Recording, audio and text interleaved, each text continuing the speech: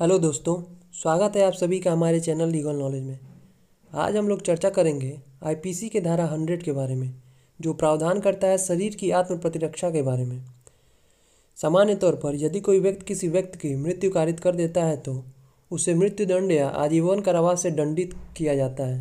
लेकिन जब वह आत्म प्रतिरक्षा में किसी की मृत्यु कारित करता है तो कोर्ट उसे धारा 100 का लाभ देता है और सज़ा नहीं देता है।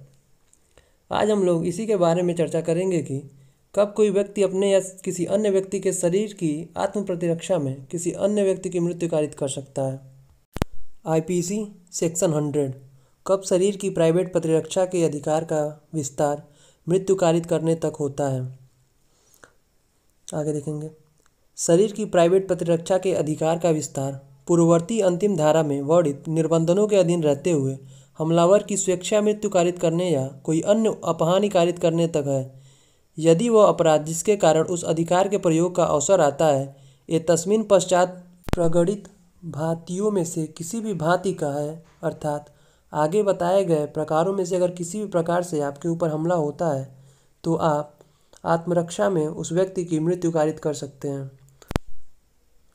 पहला, ऐसा हमला जिससे युक्त रूप से यह आशंका कारित हो कि अन्यथा ऐसे हमले का परिणाम मृत्यु होगा।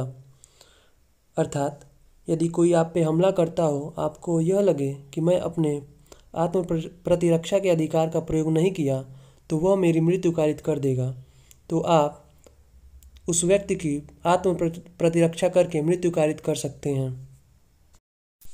दूसरा, ऐसा हमला जिससे युक्त रूप से आशंका कारित हो कि अन्यथा ऐसे हमले का परिणाम घोर उपहति होगा। अर्थात अनेक व्यक्तियों के भीड़ द्वारा यदि आप पे हमला किया जा रहा हो, या कुल्हाड़ी भाले या चाकू से लैस व्यक्तियों द्वारा आप पे हमला किया जा रहा हो, या हाथ में भरी पिस्तौल लेके आपको डराया धमकाया जा रहा हो, तो उस कंडीशन में आप किसी व्यक्ति की मृत्यु कारित कर सकते हैं अपने प्रतिरक्षा में।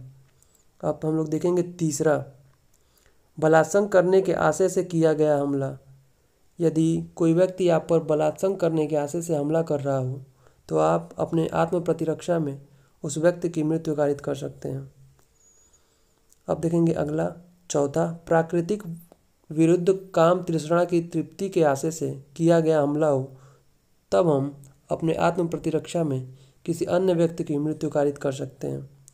अब हम लोग देखेंगे पांचवा, व्यापरण या अपहरण करने के आशय से किया गया हमला। यदि कोई व्यक्ति किसी व्यक्ति का व्यापरण या आपका व्यापरण करना चाह रहा हो तो आप व्यापरण और अपहरण से बचने के लिए उस व्यक्ति की मृत्यु कारित कर सकते हैं। छठा, इस आशय से किया गया हमला कि किसी व्यक्ति या ऐसी परिस्थितियों में सदोष परिरोध किया जाए जिनसे उसे युक्त रूप से यह आशंका कारित हो कि वह अपने को छुड़वाने के लिए लोक प्राधिकरण की सहायता प्राप्त नहीं कर सकेगा। यदि किसी व्यक्ति को आप सदोष परिरोध कर रहे हों और उसे यह लग रहा हो कि वह किसी भी परिस्थिति में अपनी सहायता के लिए किसी व्यक्ति को नहीं बुला सकता है तो आप आत्म प्रतिरक्षा का प्रयोग करते हुए उस व्यक्ति की मृत्यु कारित कर सकता है।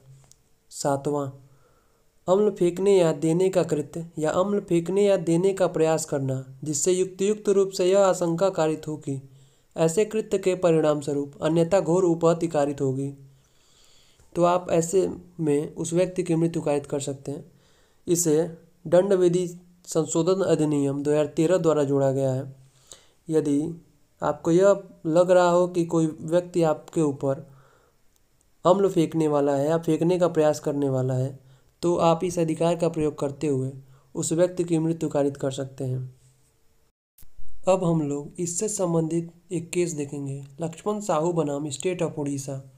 इस मामले में उच्चतम न्यायालय ने यह मत व्यक्त किया है कि प्राइवेट प्रतिरक्षा का अधिकार केवल ऐसे व्यक्ति को उपलब्ध होगा जिसे किसी असन्य खतरे से अपने को बचाने के लिए एकाएक तत्काल आवश्यकता पड़ती है और वह ऐसे खतरे स्वयं उस व्यक्ति द्वारा सृजित नहीं है। आवश्यकता को प्रत्यक्ष वास्तविक होना चाहिए।